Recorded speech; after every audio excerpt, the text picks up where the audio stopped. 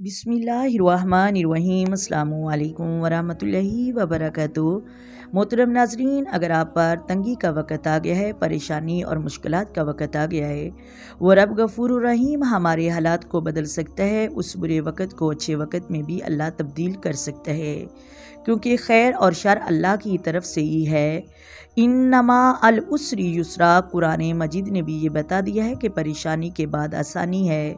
یہ دن بھی گزر جائیں گے، ان میں صبر کریں۔ اگر کوئی شخص شدت سے نافرمانی کر رہا ہو، نماز کے قریب نہ جا رہا ہو، دل میں کوئی احساس نہ ہو کہ کوئی غلط ہو رہا ہے، پھر اللہ دنیا میں بھی اسے سزا دے گا اور آخرت میں بھی سزا دے گا۔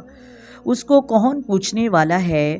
محترم ناظرین، ایک بندہ اللہ سے ڈرنے والا ہے، توبہ کرتا رہے تو وہ یقین کر لے کہ اس کے اوپر ہمیشہ ہمیشہ پریشانی نہیں رہتی، حالات بدل جاتے ہیں۔ ایک بندہ تو دعا کرواتا ہے، اللہ والوں سے بھی دعا کرواتا رہتا ہے، اس کے لیے علماء نے مختصر سا آسان سا عمل لکھ دیا ہے کہ باقی اعمال کو کرتے ہوئے جو فرض اعمال ہیں ان کو نہ چھوڑیں۔ فرائض کو پورا کرنے کے ساتھ ساتھ آسان سا عمل، آسان سا وظیفہ صبح و شام کر لیں۔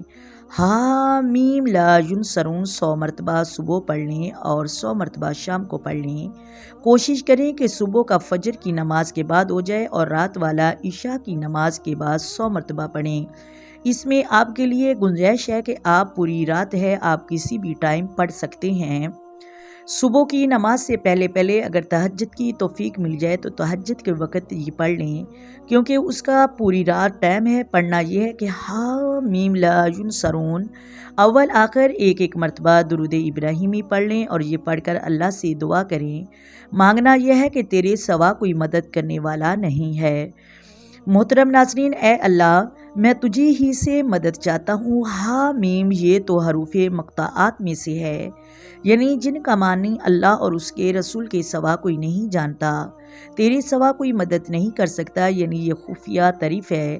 یہ خفیہ تعریف کر کے اپنے رب سے مدد مانگیں اور دل ہی دل میں دعا کرتے رہیں، تصور رکھیں، یہ پڑھیں اور اللہ سے مانگیں۔ یہ مانگنا اتنا زبردست ہے، چند دنوں کے اندر ہی مہینے سال نہیں لگیں گے، آپ کے حالات بدل جائیں گے، آپ کے حالات بہترین ہو جائیں گے۔ اللہ تبارک و تعالیٰ آپ کے حالات اور مشکلات سے آسانی کی طرف بدل دے گا۔ زندگی بدلنے کا یہ وظیفہ ہے، یہ وظیفہ آپ پوری یقین کے ساتھ اللہ پر بھروسہ رکھیں۔ انشاءاللہ آپ کو اللہ تبارک و تعالیٰ آپ کے مقصد میں کامیاب کرے گا، ہر پریشانی سے نجات ملے گی۔ امید کرتی ہوں آپ کو ویڈیو سمجھ آ گئی ہوگی۔ اگر ویڈیو اچھی لگے ویڈیو کو لائک کریں، ویڈیو کو شیئر کریں اور چینل کو سبسکرائب کریں۔ آئے مل کر آقا دو عالم نور مجسم سرور کائنات صلی اللہ علیہ وآلہ وسلم کی ذات پر درود و سلام پڑھیں۔